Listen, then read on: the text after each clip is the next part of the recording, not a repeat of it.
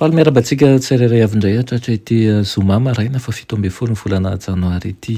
Misaotra an'Andriamanitra isika mbola nomeny izao maraina izao indray fa atsika mandray ny fahasoavany, andray ny teniny isika dia angataka ny heriny fanahy masina ihany koa.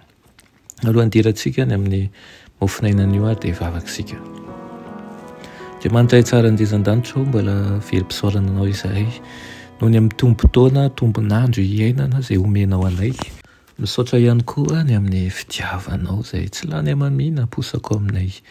Ampianaro izahay mba hitondra an'izany araka ny sitraponao ary aoka voaovanao isanandro isanandro ny fonay. Amin'ny anaran'i Jesosy, amen. Lohateny mofinainantsika androany dia manao hoe vavaka ho antsika koa.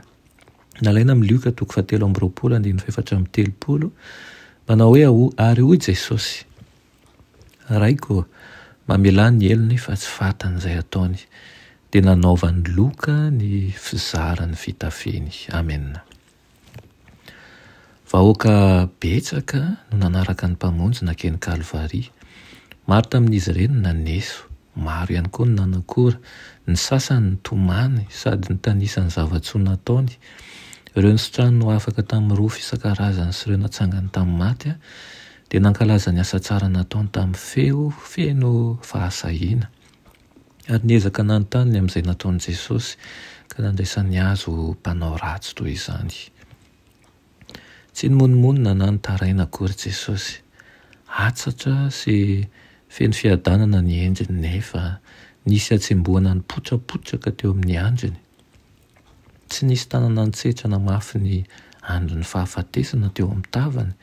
Tsy nisy nanao teny mitory firaisapo sy fahatokiana izay tsy miovaova akory mba hanohana ny fony amin'ny maha-olombelona azy. Nanosihosy ny famihaza mboloboka irery izy fa tsy mba nisy niaraka taminy, niavy tamin'ny firenena na dia iray akory aza. Rehefa nanao ny asan'izay mampiorikoditra ireo miaramila ka niaritra ny herifiry faran'izay mafy indrindra Jesosy dia nivavaka ho an'ny fahavalony izy nanao hoe raiko mamela ny elony fa tsy fatan'izay ataony. Tsy nisaintsaina ny fahorian'ny tenany akory izy fa nieritseritra momba ny eloka be vava vitan'ireto mpanenjika anazy sy ny vokany mahatsiravina nefa aradrariny tsy maintsy hozakain'izy ireo. Nangoraka azy ireo izy noho ny tsy fahalalany, nangoraka azy ireo izy noho ny fahamelohany. Tsy nisy ozona ntononony ho an'ireto miaramila nanao herisetra taminy. Tsy nisy valifatiny kasainy ho an'ireo mpisorona akory ary sy ny mpanapaka. Izay tena hoe rangory fototry ny afo na tonga ny fahoriany rehetra kanefa izao mioby noho ny nahatratrarany tanjony izy. Fa melan-keloka kosa no nangatahany ho azy ireo hoe fa tsy fatan'izay ataony. Tsy namafa ny fahamelohany nefa ny tsy fahalalany satria nanana tombotsoa ahafantatra sy hanaiky an'i Jesosy ho mpamonjy ny tenan'izy ireo.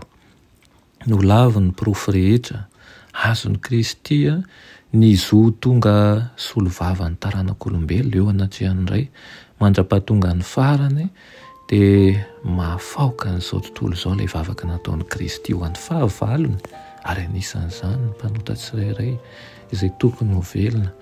Anisan'izany ihany koa isika izay mandany Kristy isan'andro eo, mianatra antsika Kristy ary mangataka fahamelana antsika hatrany. Ny fanontaniana dia moa ve tsapantsika izany fitiavana izany, tsapantsika ihany koa ny fahadisoantsika ka mangataka fifonana amin'ny tompo isika, manova ny fomba fijerintsika mba hahatsapana izany fitiavana izany.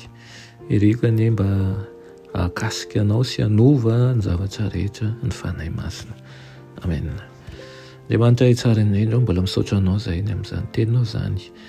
Amboary izay ary ampio hanana fitondran-tena mendrika anao ahatsapa fa ny fikasana ian'io zavatra rehetra ataonay ian'io dia mametraka ihany koa ny safidinay na mbola mamantsika anao amin'ny hazo fijaliana na mandray ny famelan-keloka avy aminao. Aminaran'i Jesosy, amen.